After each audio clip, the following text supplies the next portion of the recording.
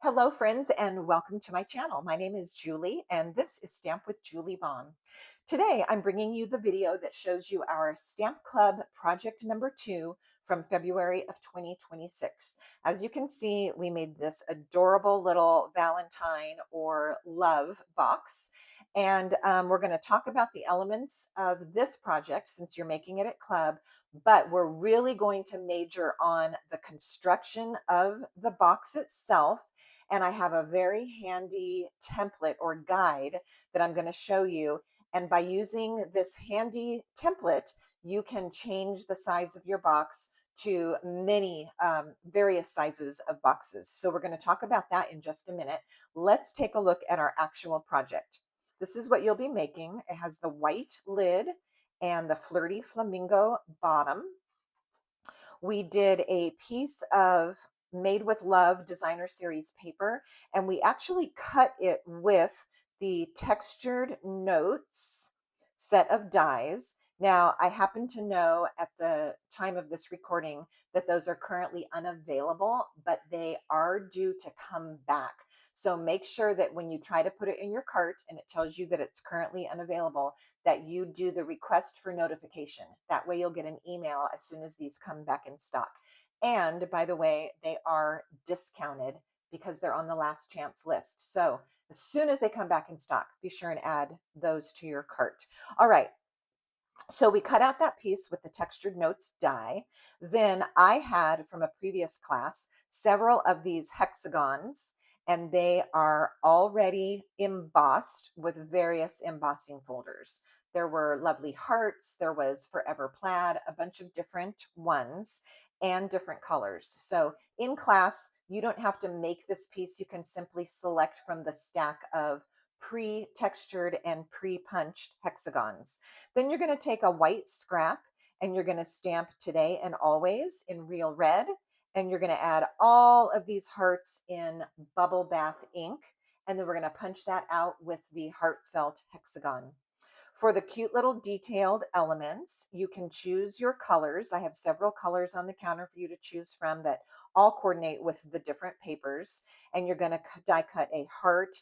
And if you like the arrow, those also from the Endless Love stamp set and die bundle. So you're going to do all of that. Here is an alternate version with different paper and a couple of different colors of the elements. And we finished it with a bubble bath bow, if I didn't mention that, and a little glue dot to attach that. So there is the box that you're going to make and decorate. Now let's go and learn how to make the box and look at the handy template that I have to share with you. All right, so the template looks like this. And this is an item or a resource that I got. There was actually a craft along for Stampin' Up! Demonstrators that had achieved something. It was either a sales challenge or something.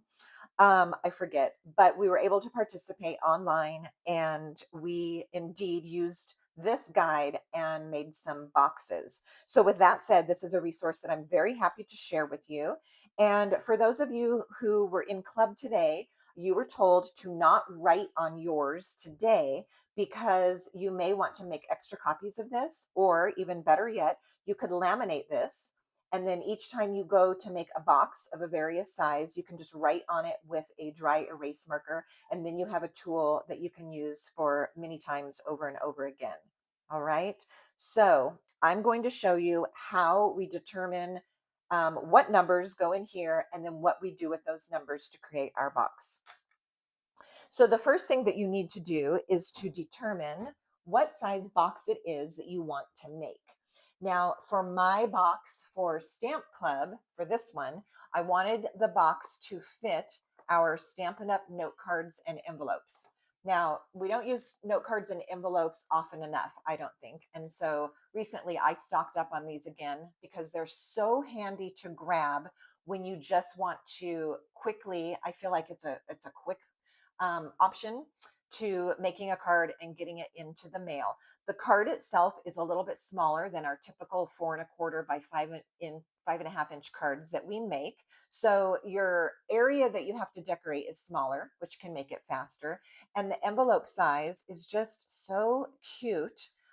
It's just a great option. So I wanted to bring that to your attention so that you will consider note cards and envelopes. All right, so my box needed to fit the note cards and envelopes. So based on that, it gave me an idea of the size of box that I wanted to make. So I determined that I wanted my box to be 5 1/4 inches long, because that would fit the length of the note card and envelope, 3 3/4 inches wide, and then 1 inch deep. By doing this size, I can fit easily 2 note cards and envelopes, probably if I stuff them in there, even up to 4. All right, so that gave me the size of the box that I wanted. So that goes on to the top of your guide. I want my box to be 5 1/4 inches by 3 3/4 inches and 1 inch in the height. I think height and depth get confusing, but they're kind of used interchangeably. So for this guide, we have length, width, and height. Okay. Now we're going to use the rest of this to fill in our measurements because, all right, if I want a box that is this size, what do I start with? What is that cardstock or that designer series paper? What is the size of it? So this is how you determine it. So to make this box size, we're going to now begin with the top or just the lid of the box. All right. The guide says to insert here into this first blank the finished length from above. So there is our 5 1/4. We just bring that down. Plus the finished height from above, 1 inch, plus the finished height from above. Then we're going to do our craft math and we're going to go across here and we get 7 1/4 inches.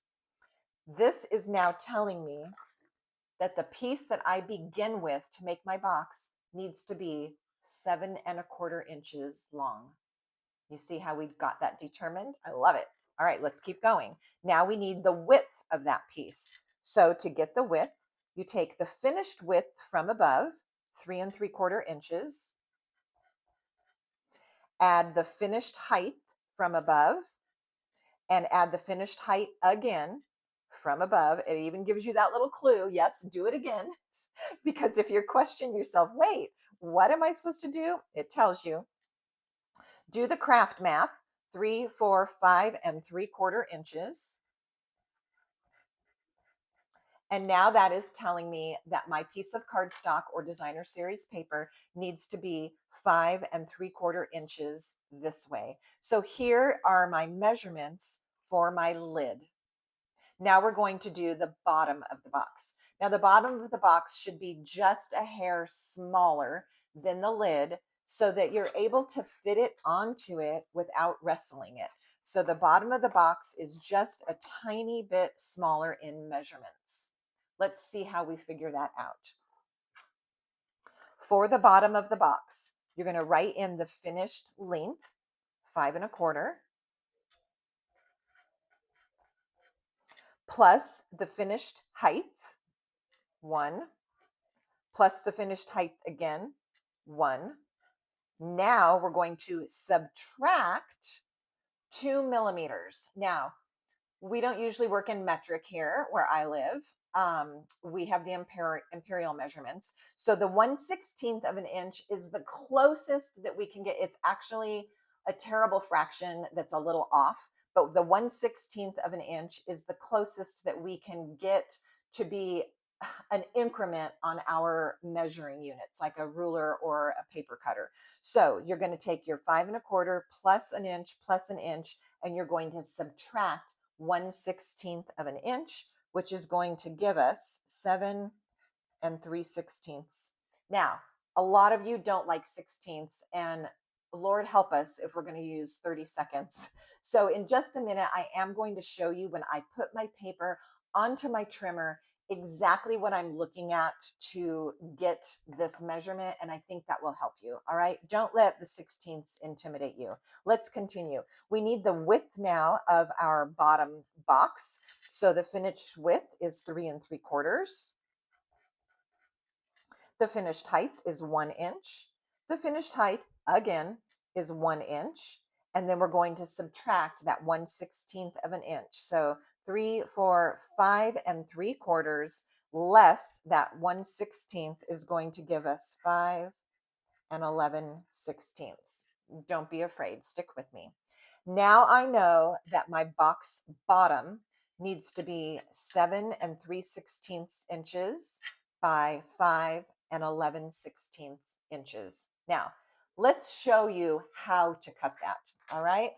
I would take my trimmer, which is in the other room because I was using it. Okay, hold on and let me get that. I'm going to keep chatting with you as I walk and get my trimmer, just so we don't have dead air and you think that the video may have messed up. We used the trimmer in class, and so it was not sitting right here in my drawer like it usually is. All right, here we go. Let's look at our top first, the piece of paper that we're going to use for the top. And you can definitely use cardstock, which we're doing in club, or you could use DSP for this piece. And in just a moment, I am going to show you other size boxes, including a DSP lid. All right, so we learned that this piece needs to be 7 1/4 inches. And so you can see here on my measurements, it's right at the 7 1/4, and that's where it got cut. Then it's by 5 3/4, and that's where that got cut. All right, very easy. Now we need that one that's 7 3/16. So it's your 7 1/4. Let's start there. And then it's less a 16th of an inch, which is on many measuring devices the very next line in. Now, sometimes they only have 1/8 of an inch, so that's why you have to be careful and make sure that it's the 16th, not the 8th. But what I do is I go to the 7 1/4 for my box bottom, and I just shift it to the right a teeny bit. Okay, it's just a hair. You almost don't need to worry about the lines, and that gets cut. For the other direction, I did the same thing. Go to 5 3/4, which is where we started with our lid. And you know it needs to be a tiny bit smaller. So slide it a tiny bit smaller, 1/16 of an inch to be exact, and do your cutting. All right. So don't let all of those lines intimidate you. You're going to use your measurements here, and this one is just a hair smaller than that. And this one is just a hair smaller than that. Easy peasy. All right, let's put our filled in guide aside. I'm going to show you how we finish the construction of the box here in just a moment. I realize this isn't pink like the box you're making in club. I have used so much Flirty Flamingo in the last week that I'm running low on it. So for the video, I just chose a piece of Lost Lagoon. So I'm going to show you the completed box out of these colors. Before I do that, let's look at how this works. This box is the exact same size. All of these numbers are exactly what I just told you. But in this instance, I made my lid with designer series paper. So that came out very cute. It's the same size as the box that you're going to make in club, but instead of a white cardstock lid, we have a designer series paper lid. And that came out very well. All of the measurements and the folding and so forth worked out just great. We're also going to mention about the little thumb notch on the side when we put our box together. All right, so there's that. Then I wanted to make a box that fits our typical card size, the 4 1/4 by 5 1/2 inch, plus those envelopes that are slightly larger. So I measured that, added a little bit, and I created a new template for this size box.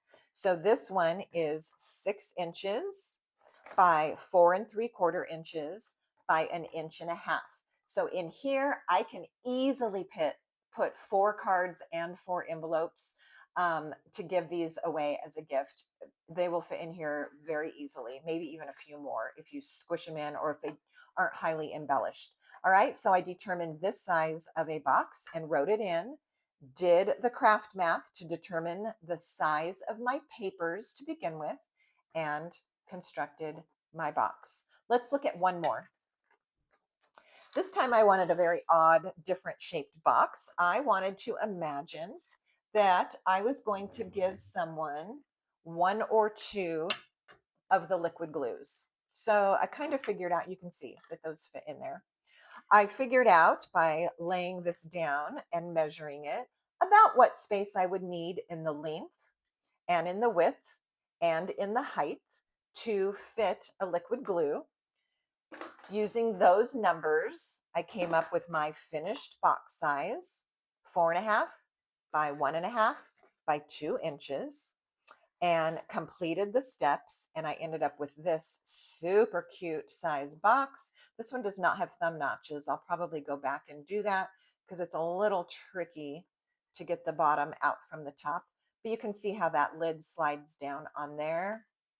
And this is only the beginning. Just imagine the different size boxes that you can create. Now, the one thing that you could run up against is, depending on the size box that you want, if you end up with pieces here that are larger than 8.5 by 5.5, then you're going to need a bigger piece of cardstock, because that's the size of the cardstock. You're going to have to go to 12 by 12. Or use DSP, which is 12 by 12. So that's the only maximum size that you could potentially run into when determining the size of box that you want to make, is if, when you do the math, if this number and this number end up just being larger than the sizes of paper that we offer. All right, so there are many examples. That is how you use your template. Now let's just go ahead and make the box. We've got our pieces. The sizes are perfect because we already did our craft math. What you're going to do is choose a 1 inch measurement. That's because the height, we said we wanted 1 inch. And we're going to score all the way around at 1 inch. So I'm doing my lid first, score at 1 inch. And 1 inch again. I would normally do this on my Simply Scored scoring tool. When I'm doing a lot of scoring, I prefer it, just because it's so fast. But this is fine, and if this is what you have to work with, it will definitely work. Just be careful that you don't accidentally cut your paper with the cutting blade. All right, I've scored all the way around that piece at 1 inch, and we're going to do the same with the box bottom.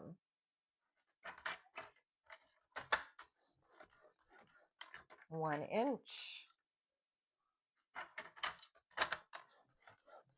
Same.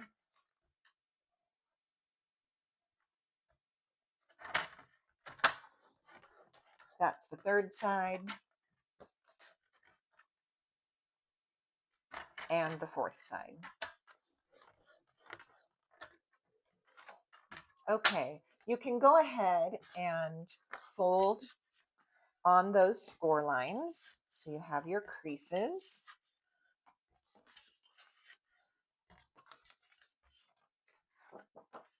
And then what I recommend is, if you want to do the thumb notches, we're going to do that before we put the box together. It's just a little bit easier to get your punch in place before the box is assembled. So we're going to do it while this piece is still flat. But if you forget to do it, or you think of it as an afterthought, you can always add the thumb notch at the end. All right, so I'm going to go ahead and just take that pencil that I've been working with. I'm going to find the halfway part in my length. So this is 7¼ inches. So I'm going to make a mark at 3¾ inches on this side, or you could eyeball it. You don't have to measure it. And here, and then you can use any small circle punch. We're using a 1-inch circle punch in class, and that is actually being used right now. So I have a very ancient 3/4 inch punch. Again, it doesn't really matter what size. You're just going to take a little bite out of the side of your lid to create the thumb notch, like so. All right, now with our scissors, we're going to do the exact same steps on both pieces.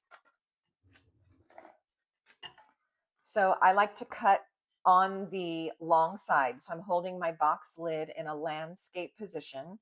I'm going to cut just a hair next to that score line. And then I'm going to take a little angle out of my tab. Each of the 4 corners are going to be the box tabs. 1, 2, 3, 4. So now I've taken a little wedge out of that tab. Let's do the same thing here. Snip and wedge.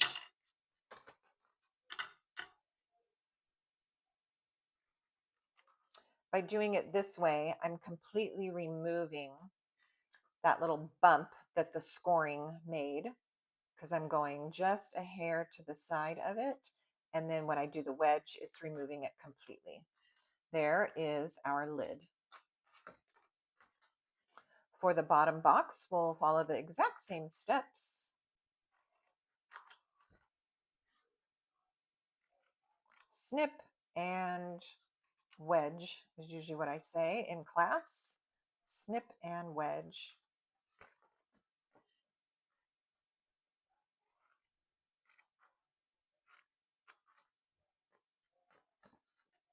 All right, lots of repetitive steps in this, but it makes it easy and it kind of locks it into your brain. All right, the next step is to assemble the box. And although I love liquid glue, I think the best thing for a 3D project like this is to use your tear and tape or your Stampin' Seal. Excuse me, maybe even Stampin' Seal Plus. So what I'm going to do is take my adhesive and go right here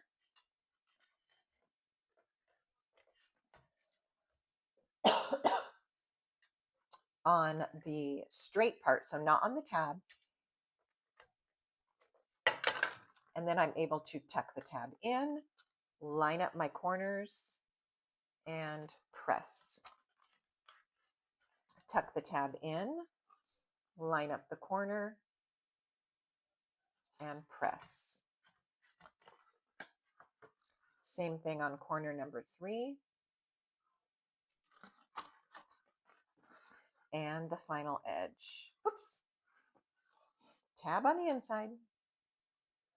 All right, now if just because of a little mismeasuring or cutting, if you end up with any little edge sticking up, this one is actually very, very good. But if you do end up with a teeny little edge like that sticking up, you might want to just go ahead and take care of it at this point. If it's going to bother you, it's easier now than later. All right, so we just snipped that little hair off. Let's do the top. I'm going to do my adhesive the same way, a piece here, and this could be where you put your tear and tape if you prefer.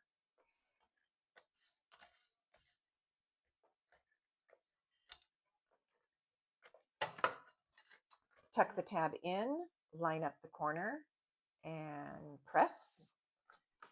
Tuck the tab in, line it up, pressing it down. Now, is this going to have you making boxes for all kinds of occasions? All right, given those one extra little squish, and now you can see that my lid is finished. The bottom is finished. And because it is just a tiny bit smaller in measurements, it's going to fit very nicely inside my lid. And there you have the completed box. Let's take a final look at our Stamp Club project, which is this adorable version. And I'm so happy that you took the time to watch this video. I hope that learning how to use that template or that guide has been super helpful. I would love to hear your comments, and I really want to know if this inspired you to make a box today. Thanks for watching. Until next time, happy stamping.